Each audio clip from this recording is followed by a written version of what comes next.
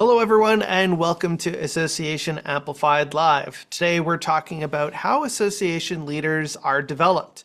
And joining us today is Elizabeth Twitchell, the Director of Credentialing with the CAE program at ASAE. Elizabeth, it's great to have you.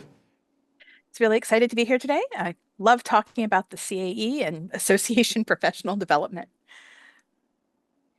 Fantastic. So we set aside some time for your questions out in the audience. So make sure to put them in the chat and we'll get to them later in the show. And Elizabeth, let's get started. All right. Well, guess I should introduce myself. Hi, I'm Elizabeth Twitchell. I'm Director of Credentialing at ASAE. I have worked with the CAE department for probably about 4 years, and I've been the director for the last year and a half.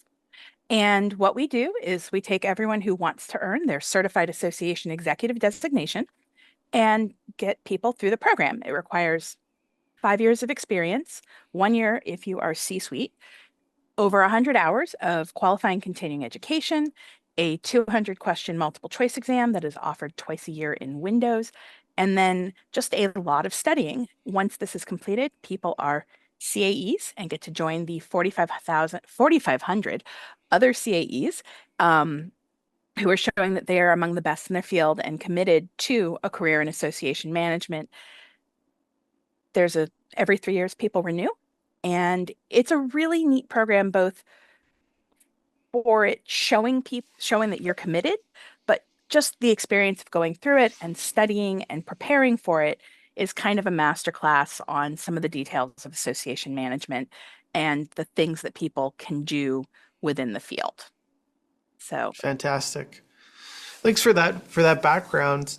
Elizabeth, I think it's a fairly common thing that most people don't plan to work in associations. I've had that conversation with many association leaders. But often people find themselves working in an association really just through a series of events that kind of brought them to be there.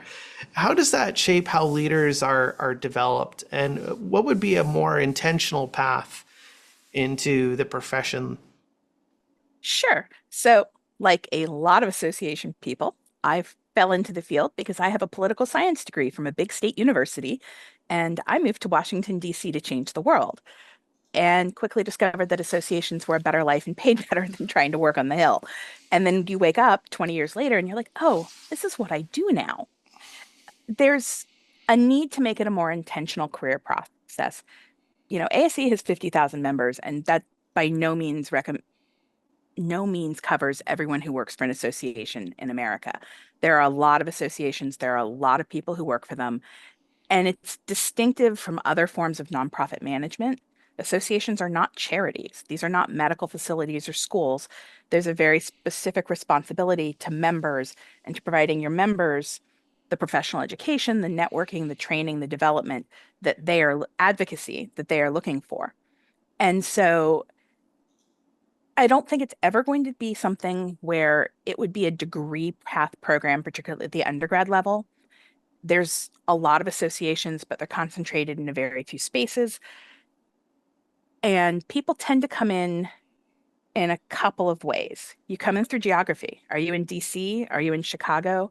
Are you in a state capital? There's associations there, and you accidentally get a job.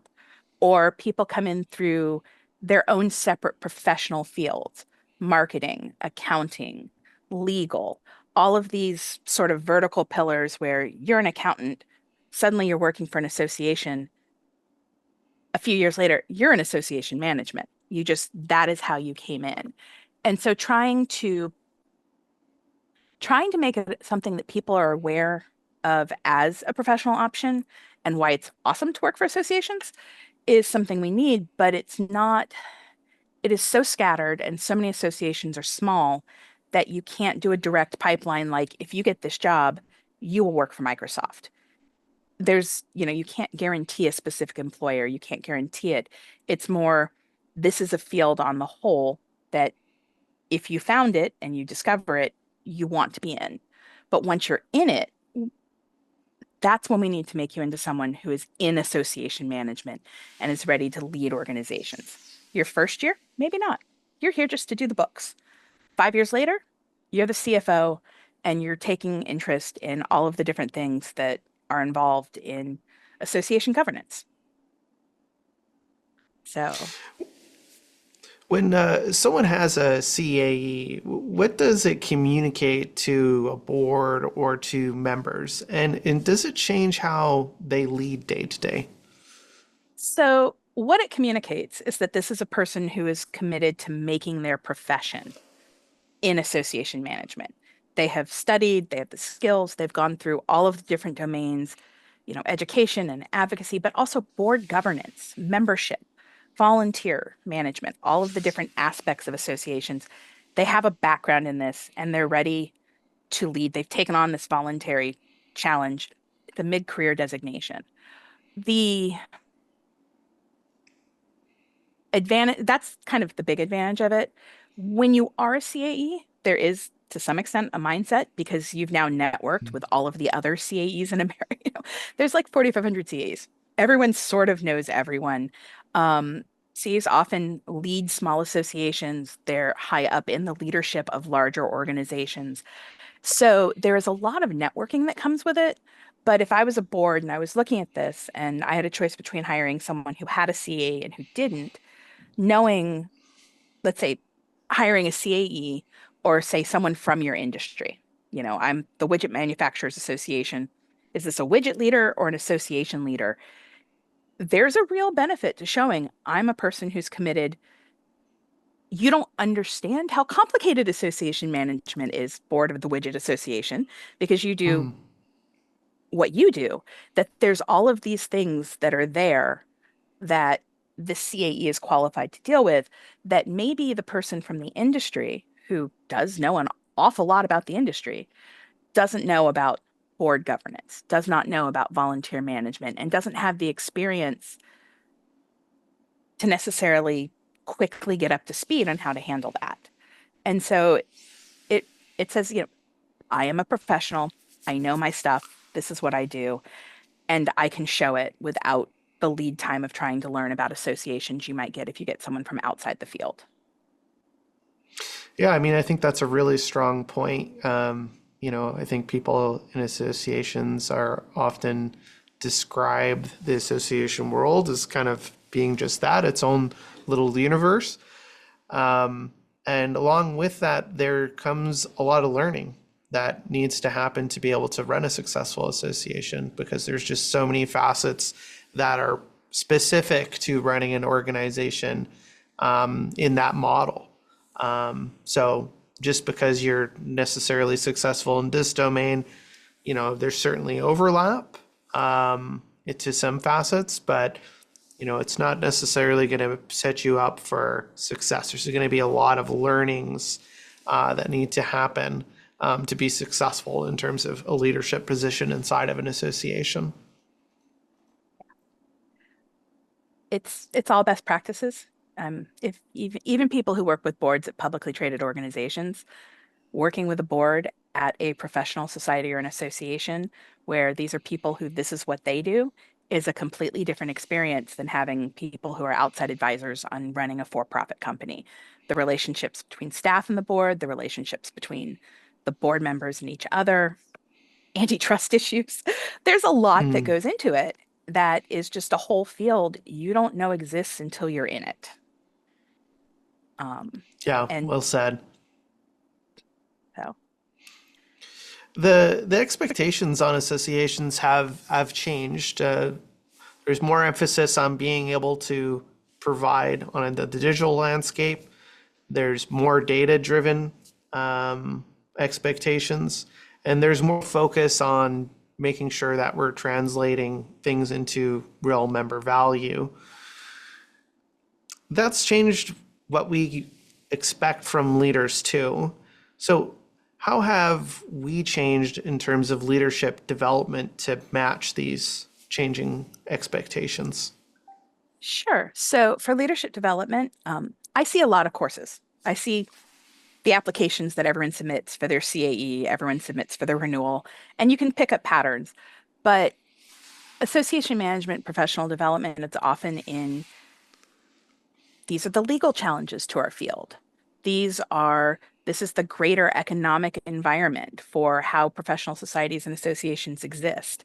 This is how do we provide the leadership and training and education that our members need to them and that people expect now to be able to get virtually. People expect to be able to do these things from any location. And they expect it quickly. They expect to get their email and you can't, very few associations continue to have a monthly magazine or newsletter. It's much Mm, more that is printed and mailed. It is much more, there's a speed expectation that you will keep mm, the membership up to date at the speed of the internet with what is going on, and that you will respond to current events to benefit your membership in a way that is just faster than it was. mm, Advocacy. Currently, the issues that associations face change very, very, very quickly this last couple of years with the government mm, and funding and the like, or just people's, need to communicate with each other. It is expected that your association is moving at the same speed of light as every other organization. It is not kind of a sleepy backwater where you go to get your 5 CEUs a year and maybe a discount in insurance. There's a lot, and it's a lot quicker than it was. And it means the association and its staff need to be agile and able to compete, to keep up with the expectations of these organizations. Even product sales. We are not mm, Amazon, associations sell the books that they need to sell for their professional development or their certification program. And it didn't used to be a big deal. They would have these books and ship them out. Well, people now expect Amazon. The association's on Amazon. People don't work the weekend to ship the books out to you, and that's fine. It's not a life or death situation to get your test book, you know, 12 hours earlier. But when you talk about your website and your infrastructure electronically and how your publications work, people are comparing you to the big companies with the money and the manpower and the time. And so it's an expectation that suddenly you have to meet that wasn't there before. You know, I What do you think has impacted you directly in terms of your experience over the last several years and kind of how things are changing and shifting as we've gone through this time? And, it's not even necessarily limited to, any sort of, you know, government forces, if you will. It's also just the raising and changing of expectations of members, as individual people. You've kind of alluded there that there's almost like this consumer influence that we're all affected by the products and services that are available to us. Those directly impact the expectations that we have as we, ultimately pay into membership dues and to some level see that ultimately as a service or purchase products, perhaps in the form of education, with the associations that we have membership with. So there's a whole host of kind of forces that associations and their leaders kind of need to be able to adapt to. What are your thoughts on that? So there's two trends that I've seen, let's just call it since the pandemic. The biggest one is a lot of education has moved online. You get webinars, you get online classes, not necessarily annual conventions, but the thing where you would go for a half a day for a seminar on a deep dive into something about membership you didn't know. That sort of activity moved online and isn't necessarily going to move off because there's no travel cost. You're getting your education, you're getting the knowledge of this, but you're not losing the time out of the office and you're not paying a lot of money for someone to travel to this event. So you see that. With big events, people actually want to interact with each other in person. People want to go to the conference. That's how you network and you see people. But for those littler things where you might have gone for a 9 a.m. class down the street, it's just a webinar now. And that's okay. Mm, The other one is, and this sort of ties in with Amazon, but a lot of publications are no longer print publications. A lot of magazines have gone digital. a lot of just the cost of printing and shipping and distribution when you're selling a book where you're going to sell 500 copies and there's not realistically a larger market. It's a very niche publication. Those have all gone digital. And so you see that as a movement. You want the study guide, it's digital now. You want this book, it is digital now. Those are the two biggest, but those were ongoing trends previously. It's also just that the internet is much more available and people are more willing to read on a screen versus paying more money for print. Um, those are two of the big ones. But the third is that what we did learn from the pandemic, people want to interact with each other, and the point of an Mm, association is largely people and the connections you make with other people. Um, it's great to be given a push of here's an email, here's something about legal, here's these things. But to a large extent, what people get out of the association is getting to interact with other people who do what they do in the field they do it in and to share best practices, no matter what field they happen to be in. And that's something people really enjoy doing in person. And you can't really replace that connection. And if you tried to have an online virtual conference with a lot of people in, say, 2021, that was what was missing. The education was there. The people were still speaking on, here is my speech about this really cool thing we should do. And it might be the same as if you were there in person, but the element of interactivity and the element of this, the sharing with others is what was missing. And so you've got kind of a twin push between your smaller things, your littler things as an online activity, but things where it is worth the travel, where it is worth the money, being something where people really value the in-person communication and sharing. And I think, absolutely. I couldn't agree more that, ultimately association's biggest strength, even in this period of change and technology and the rest of it, which is another topic altogether, is ultimately the people, right? And in some ways, I think success looks like for associations is their ability to really harness the power of the people in their sphere, and make those connections like you alluded to, right? And sometimes that looks like, hey, let's motivate people to get together and cross pollinate in person, and knowing that can't be done all year long, being able to find other creative ways of being able to share information amongst people that really have something to offer to the membership in terms of their growth, their professional growth, and their business's growth, if that's appropriate. So it, that leads me to, for an association that wants to build or strengthen a certification or education program, let's dive into that. So how do you keep it relevant?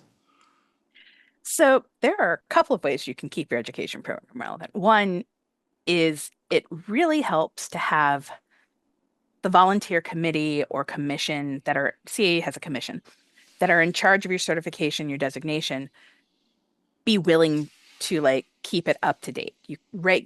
Some of this is accreditation, but it's just in general. It's been a couple of years. Is our body of knowledge still the same? Did we do a job task analysis to say this is what our people do and this is what they need to know? When was the last time we updated our references? And making sure that whatever it is that you have in this designation is still relevant. It doesn't necessarily have to be every year. In the field of association management, things don't change that quickly. You have members and volunteers and a board. You're still going to have members and volunteers and a board, but how they're treated, the expectations, the legal requirements, all of that changes. And sometimes it's just time for an update. We're doing an item bank maintenance, and the program's been around since 1961. The exam questions in the item pool don't date back that far, but there's some that go way back. Anything with the word fax machine in it is automatically getting discarded because it is no longer a relevant question. There is no possible way a question about a fax machine is relevant to us. Now, if we were a medical association, it might be. Medical still uses faxes because of HIPAA. Sure. But Yeah. if you're trying to, use, I was mad in the early 2000s because we had board members who would demand to use faxes instead of email. And I was mad then because it was making everyone go to a lot of work because they wouldn't get an AOL account.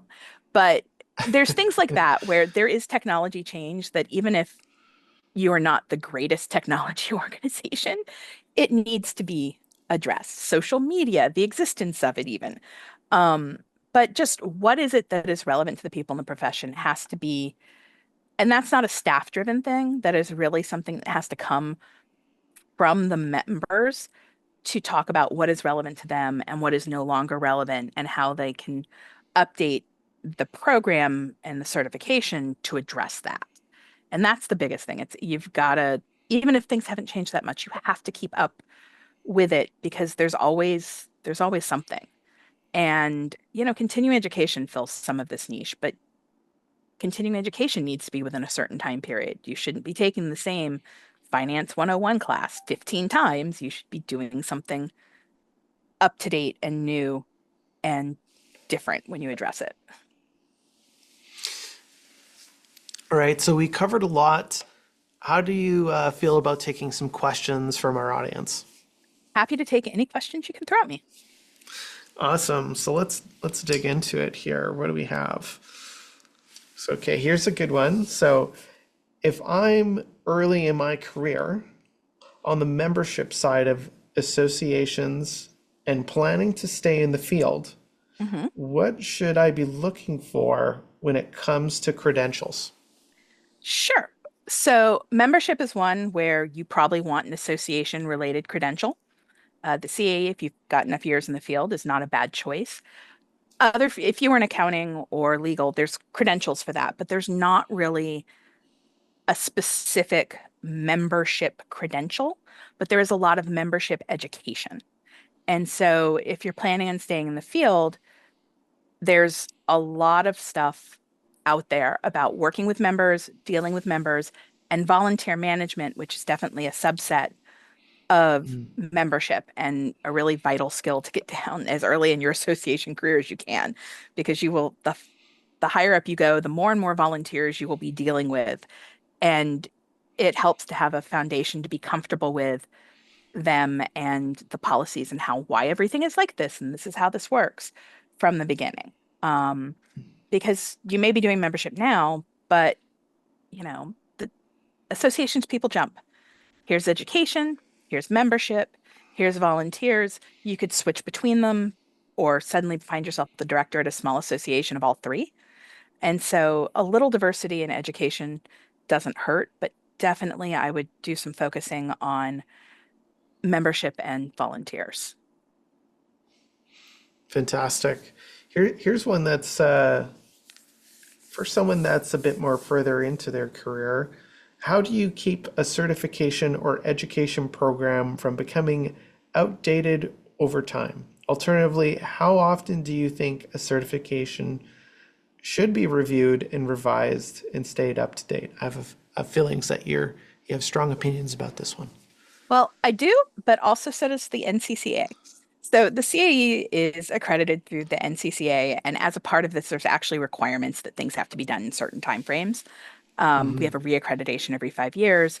You have to do a job task analysis every 5 years. You have to update your exam blueprint and body of knowledge within that period. They don't tell you what to change or how to change it, but you have to actually go through the process of doing those approvals. Now, the CAE and association management are not the quickest changing field. A lot of the basics are the same as they were 20 years ago in, how associations work. It really, how much more than that depends on the speed of change in the field that you're doing your certification program in. Because there's certainly technical fields where what was relevant now is completely irrelevant 18 months ago. There's fields that are under heavy regulation by outside forces, one way or the other, where regulatory activity at the state or the federal level or even the international level constrains and controls what people do and what they need an update on. But I would I mean, I think the big thing is to get your committee or commission or whoever, you should have a volunteer, not just staff, but a volunteer group that is responsible for your program. And at least every 5 years, get them to go through an evaluation of what do we teach, what do we require, and what do we need to update. I think that's a great answer. I mean, there's certainly a floor that's established there, but I'm struggling to think of an industry that isn't fast moving these days. But that's certainly something to I think that you've said there quite clearly is that's kind of the answer in a nutshell, right? Is like if your industry is moving quickly, you to be able to provide value on an ongoing basis, you got to keep it relevant. And who better to kind of help facilitate that evaluation than people that are living it every day. Yeah. And it ties in with when you're updating your education programs. Are you providing education on new topics? What are these topics? Are these things that you need to incorporate? And that's a good driver for, does our certification address the current actual body of knowledge as opposed to Mm. the 10-year-old one? Yeah, absolutely. We have another one here for you if you're up for it. Okay.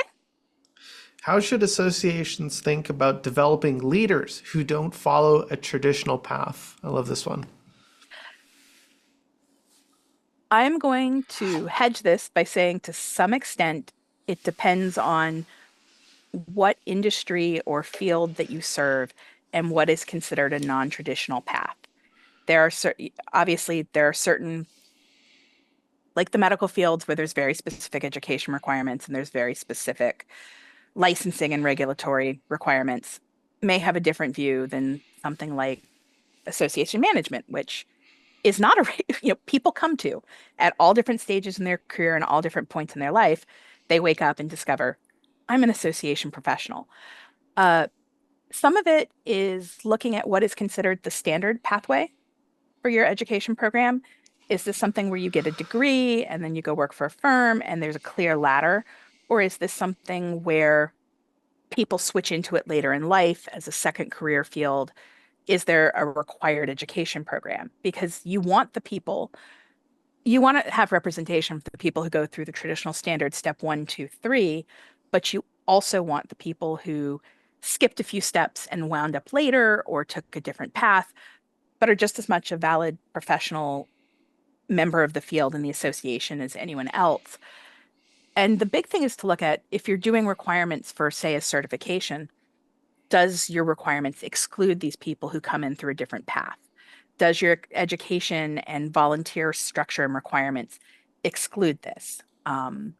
If you require volunteers to have a master's degree to serve on a committee, well, do they really need that master's degree? Is this a mandatory part of the profession, or is this something where your volunteer who does not have a degree but has lots of experience and has been in the field for a long time has equally valid knowledge and opinions?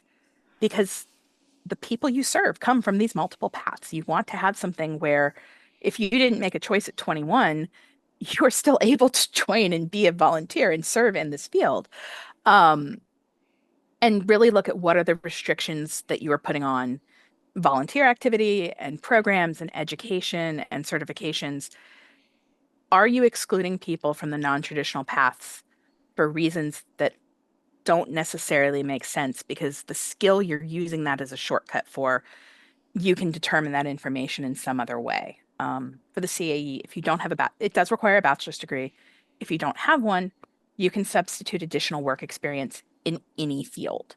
8 years of additional work experience. We are a mid-career designation program, so by the time you've done your years in association management, you've got the additional work experience. The people who are not in college were working, and it's not an impossible requirement. It's relatively fair because does that degree really have to be something you have to manage an association, or is it a shortcut for these are the things you learned in college as a credential? And so I would I would be aware of what the non-traditional paths are and try to get some of those people involved in your leadership and your committees and in the association to represent that there's more than one way to do the thing. There's, and these perspectives are good and valid, and you should, try to encourage it. Encourage the representation. Elizabeth, thank you so much for the conversation. I really appreciate you being here with us today. Thank you so much. It's been a joy. And to our audience, if you want to check out other conversations like this, check out hub.tailwinddigital.com. And thanks to everyone who joined us today. We'll see you next time.